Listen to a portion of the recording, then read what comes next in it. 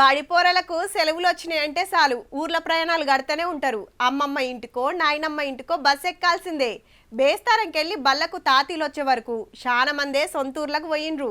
రేపు ఐతారమేనాయే నిమ్మలంగా ఉండి పొద్దుముకనో సోమవారం పొద్దుగాలనో పట్నం బట్టబడుతుండొచ్చురు. ఇక కొందరు గుళ్ళకు లైన్లు కట్టిండ్రు. ఇప్పుడు తప్పితే మళ్ళా తీర్వాటం కాదని. అయితే ఏడు కొండలు ఎక్కుడు కంటే ఎంకన్న దర్శనానికే మస్తు తిప్పలైతుంది కొండ మీద. ఓ పారి చూడుర్రి ఎట్లున్నదో. కంపార్ట్మెంట్ మొత్తం నిండిపోయి అవతల కిలోమీటర్ల కమానం లైన్లు కట్టిండ్రు. నిన్న ఉదయం 7:30 నిలబడితే ఈ రోజు అర్ధరాత్రి 12 గంటలకు టోకెన్ ఇచ్చారు. ఇందాకే మాకు 10:30కు దర్శనం అయిపోయింది. మార్నింగ్ 11 o'clock లైన్లో నుంచి ఉన్నాం. నైట్ 8 అయిపోయింది కానీ దర్శనం అయితే అవ్వలేదండి. 6 గంటల బయటకు వచ్చేసామండి, ఇంక వెళ్ళలేదు. ఫ్రీ దర్శనానికి రోజున్నారంటే మాటలా నిలబడి నిలబడి యాస్టకొస్తున్నదట. వెనకెమ్మటి పిల్లలు పెద్ద మనుషులుంటే ఇంకింత తిప్పలు.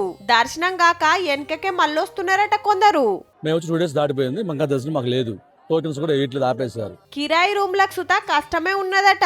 చలికాలమాయే రాత్రికి ఏడన్నా ముడుచుకుందామన్నా ముత్తెమంత జాగ దొరికే పరిస్థితి లేదు.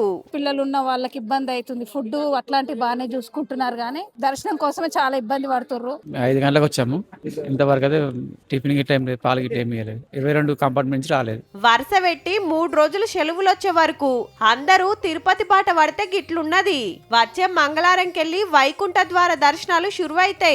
టోకెన్లు ఉన్నోళ్ళు తప్ప కడమోలు రావద్దని చెప్పిండ్రు ముందుగానే. ఇక మేడారం జాతర దగ్గర పడుతుండే వరకు ఇటు ఎంలాడ అటు కొండగట్టుకు ముందుగా మొక్కులు పెడతానికి శీతం వస్తున్నారు. యాదగిరి గుట్ట మీద జాతర సాగుతుంది. దర్శనాలకు 2-3 గంటలకు మీదనే పడుతున్నది. రోడ్ల మీద వచ్చిపోయే బండ్లతోటి ట్రాఫిక్ జాము. ఆడ ఈడనేం లేదు, అంతటా గుళ్ళకాడ గిదే పరిస్థితి. పోయేటోళ్ళు జర చూసుకోండ్రి మరి.